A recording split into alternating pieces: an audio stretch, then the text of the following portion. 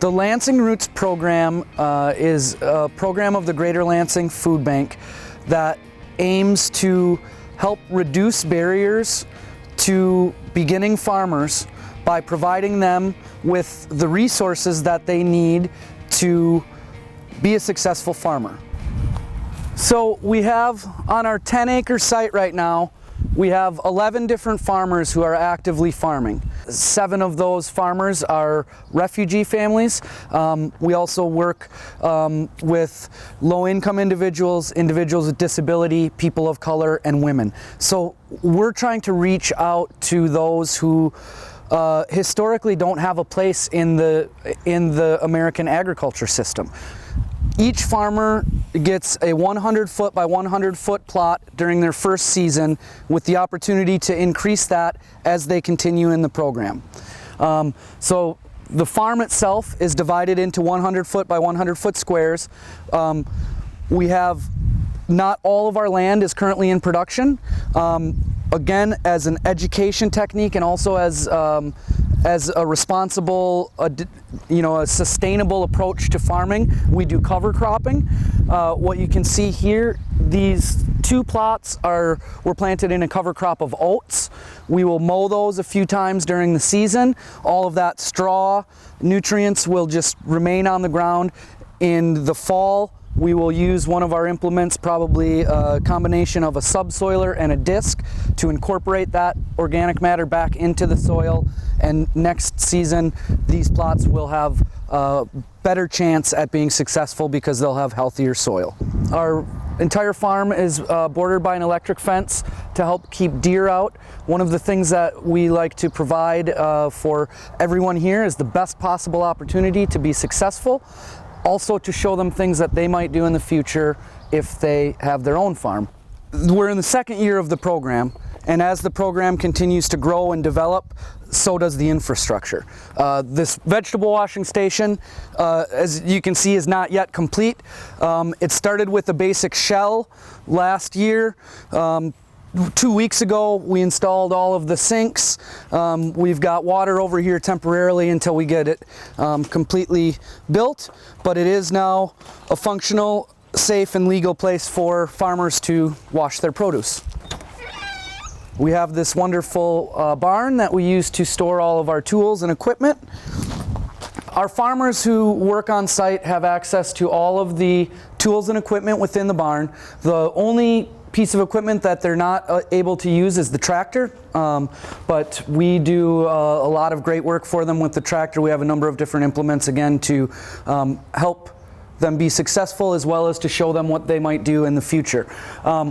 Part of having a large group of people on one site is making sure that everyone feels like they have their own space and that they're part of a community. To that end, we have a locker for each farmer where they can store their personal belongings, their rain jackets, their work boots, their own tools, whatever it might be. Again, we have some pieces of equipment that the farmers are able to use, like the rototiller, weed whacker. There's a lawnmower out being used right now. All of the hand tools, planters, digging tools, everything that they might need to be a successful farmer. We have a communications board where staff and farmers can write each other notes. We make checklists of things that need to be done so that when farmers come to the farm, they have a visual sense of what they need to do before they go out into the field with their wheelbarrow and tools. बिहानले सिकाउनु भयो अनि जिलले पनि सिकाउनु भयो बिरुवा रोप्न ओर्न आलुहरू रोप्न म यहाँनेरि काम गरेर धेरै जाने धेरै सिकेँ अब आगुँ त उयो मेसिनहरू चलाउन म अर्कालाई सिकाउन पनि सक्छु जानेकै थिएनौं अब हामीले देख्नु मात्र हैन चलायौं चलाउन पाउँदा अनि कति खुसी लाग्यो त. One of the services that we provide is a demonstration space. So we have an AmeriCorps member, Pete, who operates this space as a demonstration garden. So he has a number of different crops out here. The produce that he grows primarily is donated to the Greater Lansing Food Bank, so it's another way that we give back to the community by being able to have all of this wonderful healthy produce go right into our local community, and he can also show our farmers different techniques for growing. This right here is one of my very favorites. This is called a Three Sisters garden. This is a way of interplanting that Native Americans have been practicing for over 4,000 years. And it's fairly simple, but it works very well. You put a climbing bean plant right next to a corn plant. That climbing bean plant uses the corn for support. At the same time, the bean feeds the corn with nitrogen. In between your corn and beans, you plant winter squashes. These winter squashes will grow out and vine, and they will cover all of the soil between the rows of corn and beans. That helps to keep the moisture in the soil. It helps to keep the weeds down. And one other really cool thing is these winter squashes have spiny stems, and the raccoons do not like walking on them, so it adds a level of pest protection as well. Again, with the tomato beds, you can see the trellis system that he has built. We have a black plastic material that he's put down before he planted. That again helps keep the weeds down. It helps to heat the soil. Tomatoes like soil that is very warm. And the trellis system then supports the crop, so once they have fruit on them, the plants don't fall over. And the farmers who maybe have not grown tomatoes before can come here and they can see what Pete has done, and then they can use that as a model for what they do in their own space. Another thing that we have to help the farmers learn and grow efficiently is this hoop house. A hoop house is a passive solar greenhouse. So we'll go inside and take a look. Basically, it's not heated.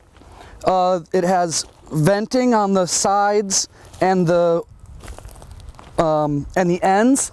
It can be completely closed, it can be completely open, it can be somewhere in between, depending on the weather. What this structure allows is for us to grow food about 8 months of the year in Michigan, as opposed to about 5 months of the year.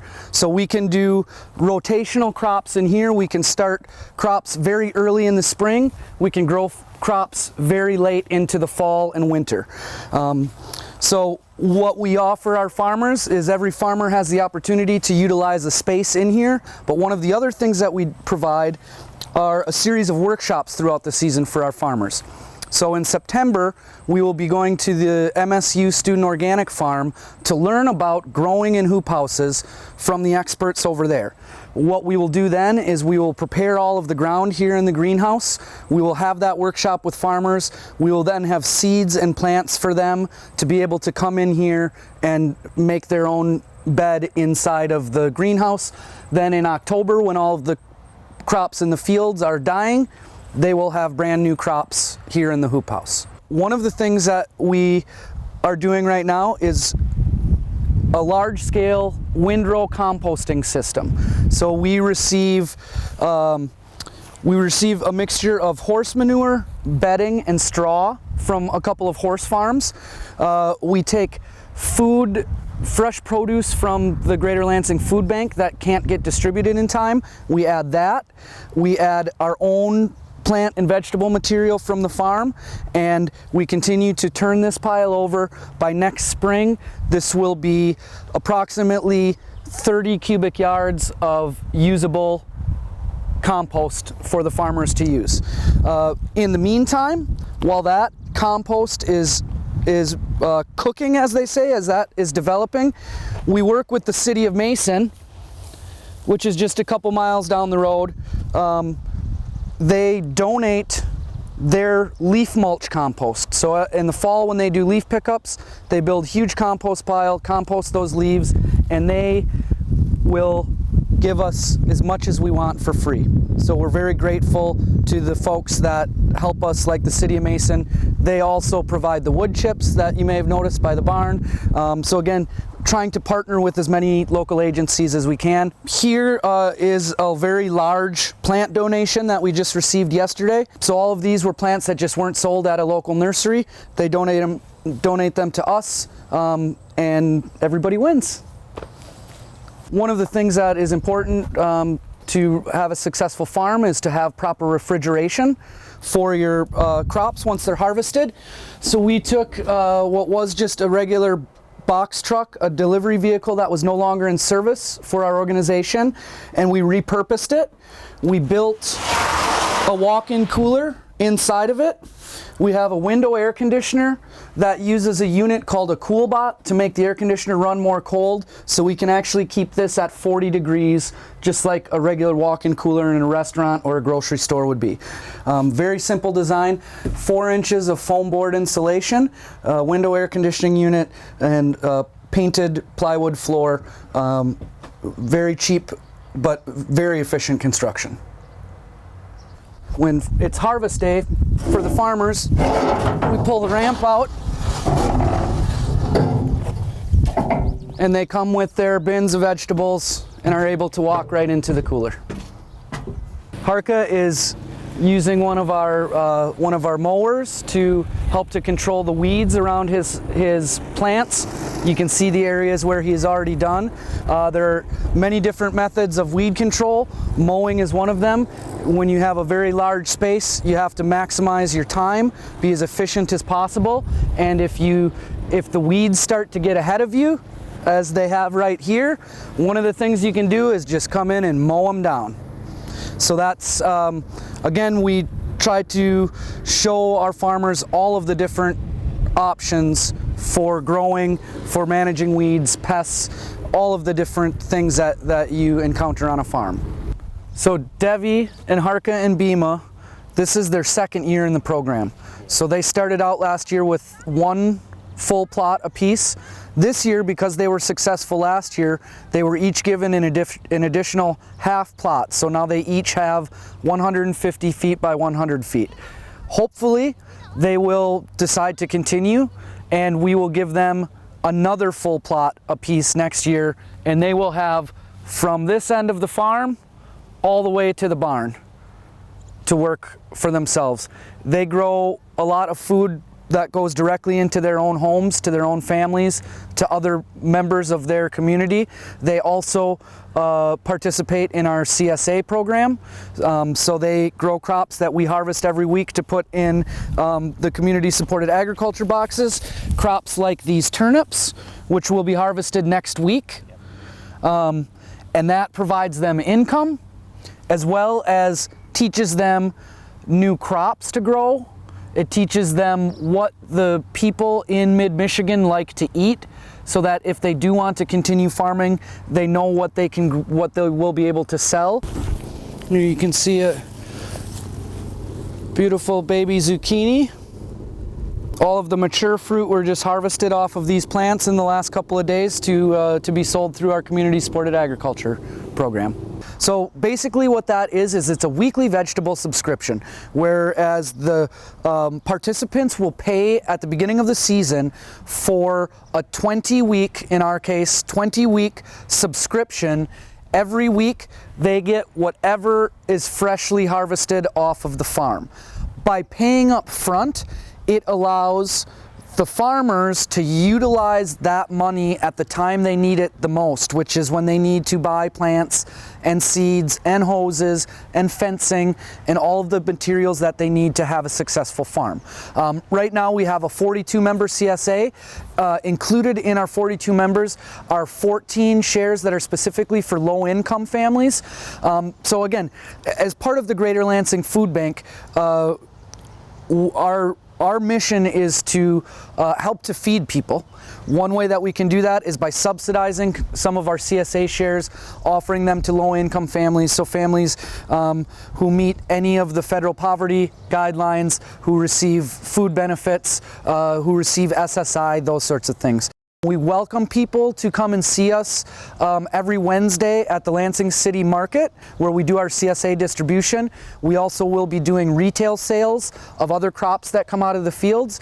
It will be an opportunity, it could be an opportunity to meet the staff, see what the CSA box looks like, get all of the information that we have, sign up for next year. Any of those things, and the Lansing City Market is a great place to shop for other things as well, so we definitely encourage people to come and see us there. So yeah, we're really excited to provide our farmers the opportunity to grow, again, both in a very literal sense and also in a figurative sense, where they can grow the skills that they need to be successful in life. You know, every day it's something different. Some days it's, as Debbie said, weeding the cabbage and the cauliflower, which now looks beautiful. Some days it might be harvesting the zucchini or the turnips. There is an almost endless amount of work to do. Some days I get lucky, and Debbie is so generous, thank you so much, and will give me mustard greens that she has grown in her own personal space, so that I can also take home good, healthy food to be able to eat well. So thank you. Thank you.